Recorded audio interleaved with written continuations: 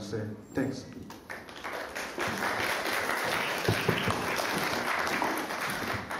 I just want to comment on the news item that you picked up. I don't want to really believe on the news item that was actually written. I don't want to believe that. I think that there has been a terrible big mistake there. What went out, and this is the sad part, that we couldn't really make it clear. What went out was that the Dalai Lama doesn't believe that the Chinese can settle in Tibet.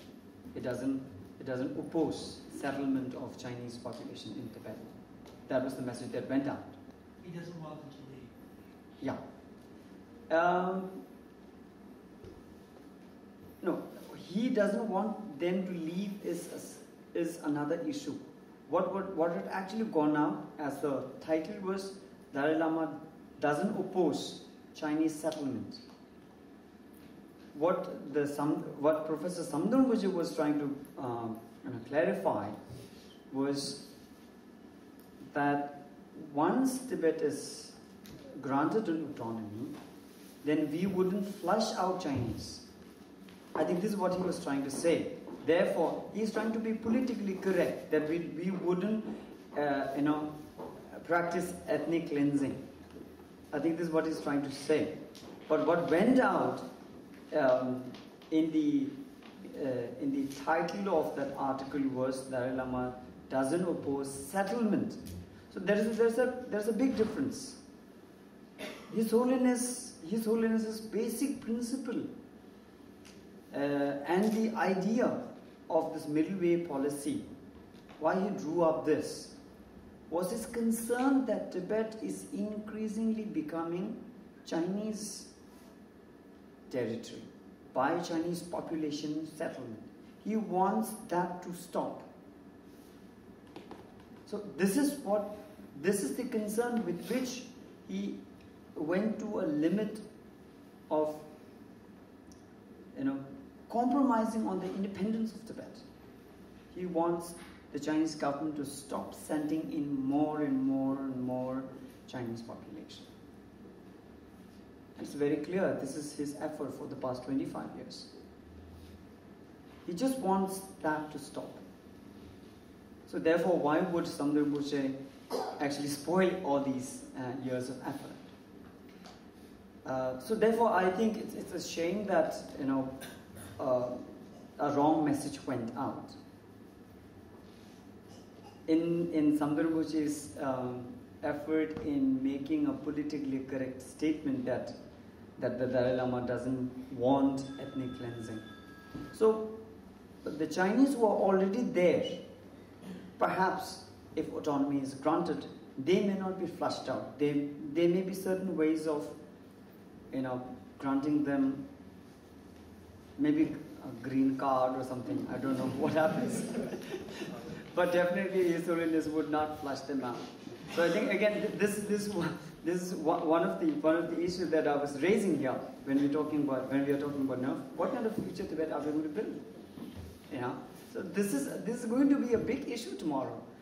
We just cannot flush them out. And there would be youngsters of our age who were born in Tibet and who would say, this is my country. They would be staunch. I think more patriotic than many of the Tibetans who wouldn't want to go back to Tibet from America or Majnu Attila. There would be Tibetan youngsters who wouldn't want to go to that dry land. And there would be Chinese who would say, no, we want to rebuild this new Tibet with modern technology, with modern science. So I don't know. So these would be problems. But definitely, I think there is a problem in that article, and especially the title. And sometimes this is basically our PR problem of our Tibetan government. And also with this, I just want to raise, presentation matters.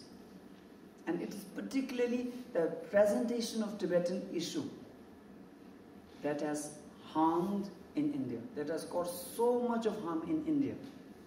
In India, these days, because of our Indian education, I feel very comfortable going to Indian universities and colleges and, talk to Tibet in their political science department of history.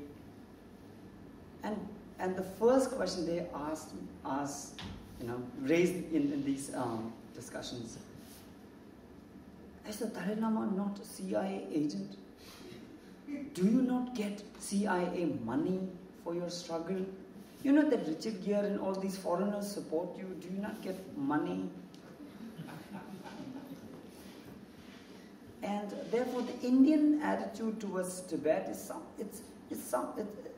something suspicious happening there. It's a lot of foreign money and a lot of dollars there. It's sponsored struggle. There's no real, genuine people effort there. This is a message that has gone out, and especially to the leftist Indians, who are hugely suspicious of America, and they're absolutely against George Bush. As I know there are a lot of people here also doing the same thing, but these are the issues. So therefore, Indians are not able to relate to the Tibetan issue. So how we explain to our Indian friends is, this is a Tibetan people's problem. Tibetan people are suffering here. And you just cannot sit there and watch us die. You just cannot sit there and watch the Tibetans suffer the injustice. Just because you have a bad idea about Tibet. Or just because some of the Tibetans made a very bad presentation. Come out, support us. Look how the Tibetans are fighting there. And the issue of Tibet is finally the issue of your country. Your country is going to finally end up having China as your permanent neighbor. Do you want it? And this is one issue why Indians support independence of Tibet. They can never think about this genuine autonomy and stuff like that. They can never. Because they do not want to make Tibet a part of China. They do not want China on their border permanently. They want a solution there. Just because there is a hope that one day Tibet would be independent and the Chinese would be, the Chinese border would be pushed almost about 1,000 kilometers away from the Himalayas. They are supporting the Tibetan freedom struggle. Obviously, in a very, very covert manner. That's Indian style. But there is a support there.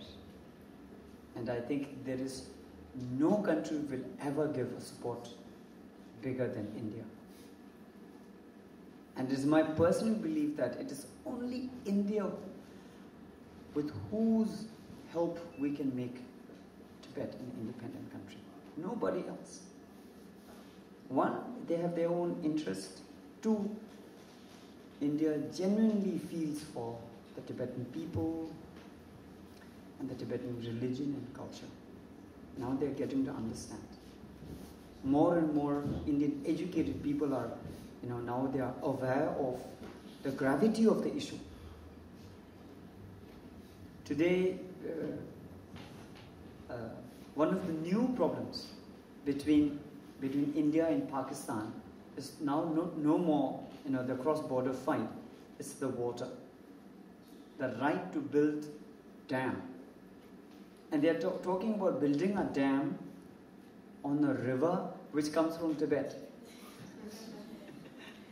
And now there are going to be more problems between Bangladesh, Nepal, Burma, China, Laos, Cambodia.